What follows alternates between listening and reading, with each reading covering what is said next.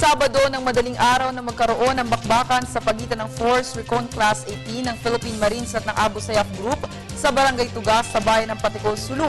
7 sundalo ang nasuwi. Kaya naman nasa linya ng telepono si AFP spokesperson General Domingo Tutaan. Good morning, sir. General Tutaan, good morning po. Yes, good morning. I can barely hear you. Okay. Sir, first question lang, sir. Itong mga sundalo natin ay hindi kabilang doon sa mga troops na tumutugis sa mga bandido. In fact, they are part of the recon team at nandun daw sila for emission test. Sir, pwede niyo po bang ipaliwanag kung ano itong emission test? Let's clarify it. No? They were part of the operating troops conducting operations against the ESG. Their unit is known as the Force Recon Company. So they were directly part of the operations ongoing sa Paticol at that time. So, sir, do we have the general assessment of today? I'm sorry, I can't hear you. Okay, sir. Meron na po ba tayong general assessment report sa mga oras na ito? Yes, we have an assessment. Of course, our first assessment is on operational matters. This is, we're trying to look kung saan sila pumunta itong ang bandido ng armed group ng ASG. So, the troops are undergoing pursuit operations as of now. Sir, magdadagdag ba tayo ng security dyan sa Paticol, Sulu? That is for the operational commander to decide, no? But the thing is that we are looking into the possibility that we are trying to prevent the spillover of this incident to other areas outside Paticol or outside Barangay Tugas. That is the reason why our troops now are still, as I've said, continuing its pursuit operations.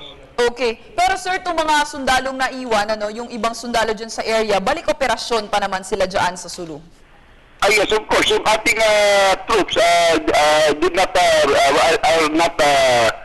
not pulled out. Actually, the additional forces are conducting the pursuit operations right now. Sir, meron ba tayong mga wounded soldiers na sa insidenteng ito? Yes, during the incident last week, 9 soldiers were also wounded. But these are only minor wounds, no? So, hindi naman sila very critical. That they were evacuated already to Zamboanga City sa Camp Navarro General Hospital. So, in terms of benefits, ano ang makukuha nitong mga pamilya ng sundalong nasawi sa insidenteng ito? Lahat ng benefits due them or still may be due them will be given immediately, no? This includes all the death and burial expenses, our assistance coming from the different insurance agencies in the AFP like AFSLI and MBAI. They will also be receiving after the submission of appropriate documents yung mga pension.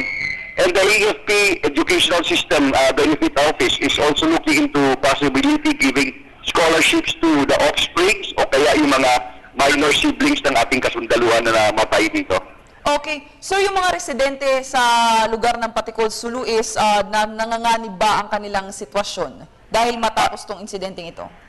Not exactly. That was the reason why our troops were very careful in this, during the firefight because they wanted to prevent any collateral damage to the local community in the area.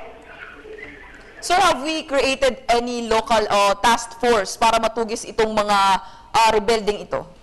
Not necessarily because the 2nd Marine Brigade is directly, there is an ongoing operation. This is covered by operational plan and there is a concept of operation.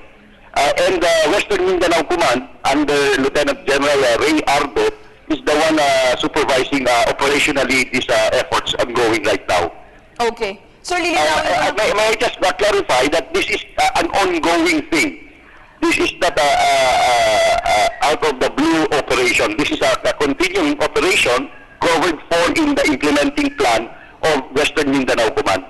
Okay. Sir, lilinawin ko lang itong data na hawak ko. Ilan po ang sugatan naman sa kampo ng Abu Sayyaf? Siyam po ba ito, sir? Yes, ang report sa amin that was received, 7 of the ESG were killed and 9 to 10 are wounded. Okay. Sir, can you assure now the public na magkakaroon naman ng somehow katarungan para dito sa ating mga na nasawi sa insidenteng ito? Definitely, that is the reason why the ongoing operations are being made, no? This is because of the recent kidnapping incidents that has occurred in Sulu, and the soldiers are the one operating against the ASG in order to bring these culprits or itong mga kidnappers into the bar of justice. And definitely with this incident, cases, this ASG to be arrested or captured will be filed appropriate charges in court. Okay, maraming salamat po, General Tutaan, sa inyong oras ngayong umaga. Thank you very much, Pia. Okay, yan nga po si AFP spokesperson General Domingo Tutaan.